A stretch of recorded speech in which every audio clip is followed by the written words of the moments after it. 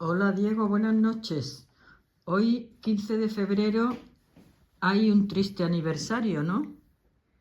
Sí, buenas noches. Hoy se cumplen 127 años del hundimiento del acorazado de segunda clase de la Armada de los Estados Unidos, el Maine.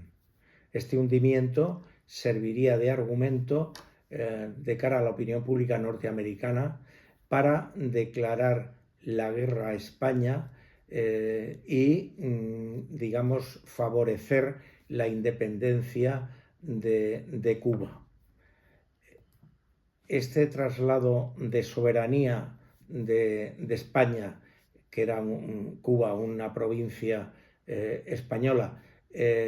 no fue hacia los cubanos realmente, fue una traslación de soberanía a los norteamericanos, si bien bajo un artificio. Es decir, una vez que España sale de allí después del Tratado de París, hay un proceso constitucional, se aprueba la primera constitución cubana, pero en esta constitución cubana se incluye una cláusula que es lo que se conoce en la historia como la enmienda Platt. Platt era el nombre de un senador norteamericano, que era el que se le ocurrió esta enmienda y que se introduce en la Constitución cubana. Esta enmienda lo que decía es que todo cambio de cualquier artículo o cualquier modificación de la Constitución tendría que ser previamente aprobado por el Senado de los Estados Unidos, con lo cual la soberanía política cubana pues realmente era una entelequia. Se manipuló a la opinión pública en Estados Unidos de tal forma por la prensa amarilla dirigida por el señor Hearst, y digamos que esta presión de la opinión pública norteamericana le obligó finalmente al presidente de los Estados Unidos, el señor McKinley, a declarar la guerra a España. En España el primer ministro era en ese momento Sagasta. Como todos ustedes saben, pues poco después de la guerra con España, McKinley sería asesinado por sus propios compatriotas. Y el hundimiento del Maine, como digo, fue la excusa para declarar la guerra a España. Entonces, en ese momento se dijo que el hundimiento se había provocado por un torpedo o por unas minas que técnicamente en la época, digamos, tenían la misma significación, es decir, que había habido una explosión de exterior hacia adentro y que eso había producido la explosión de la Santa Bárbara y la ruptura del barco en dos y finalmente el hundimiento. Después de terminar ya el conflicto, hubo una serie de comisiones, la primera en 1906 y otra en 1911, de ingenieros navales norteamericanos que señalaron, después de estudiar el casco, que está a pocos metros de profundidad, de hacer sus estudios, de que la causa de la explosión no había sido de fuera adentro, sino que había sido de dentro a fuera. Es decir, que lo que había pasado es que había estallado algo dentro del barco y esto es lo que había producido la ruptura del buque. En el año 1976 se produce también un informe de un científico norteamericano, Wright Tower, que va a ser después publicitado por Hugh Thomas en un artículo en el cual señala, basándose en esos informes previos que yo he mencionado, pero con más profusión, que la causa del hundimiento del Maine no fue una causa exterior, sino fue una causa desde dentro del barco, señalando con la mayor probabilidad que la causa del siniestro hubiera sido la cercanía del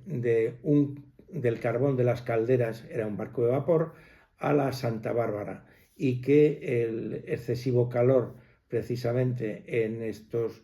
estas calderas fue lo que hizo propagarse el fuego a la Santa Bárbara y hacer estallar el barco. En todo caso, queda en el tiempo aclarado que España no tuvo nada que ver en el hundimiento de este acorazado. Lógicamente eso los españoles lo teníamos muy claro porque en aquella época, en 1898, realmente en España no había ningún intento de enfrentarse bélicamente con los Estados Unidos y realmente lo único que se estaba preocupado el gobierno español era de mantener, digamos, la unión con Cuba y Puerto Rico.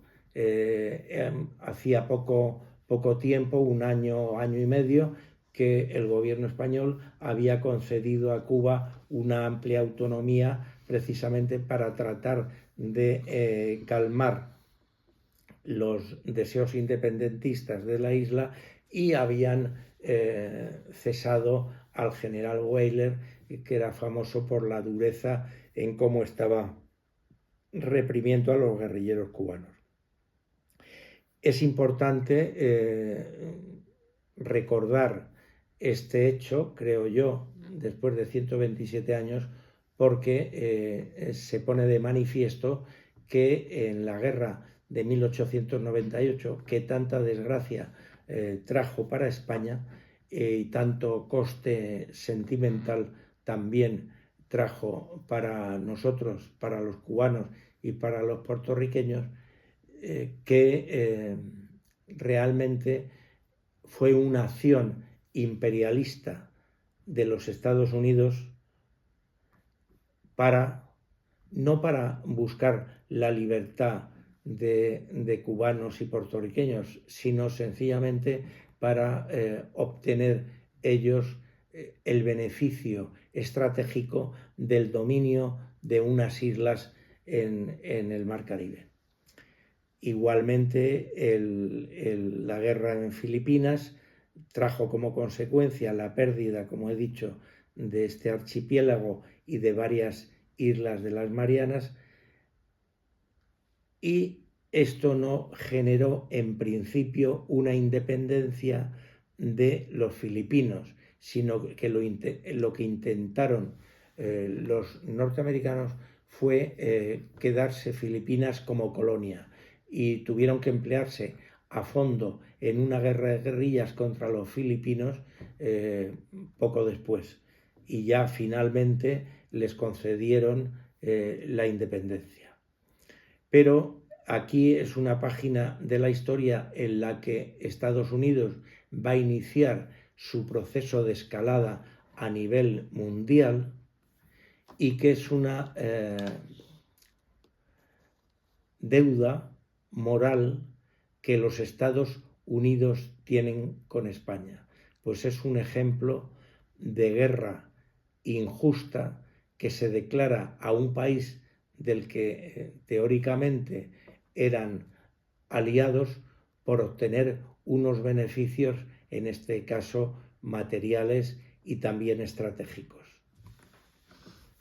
Ok, muchas gracias. Hasta mañana. Hasta mañana.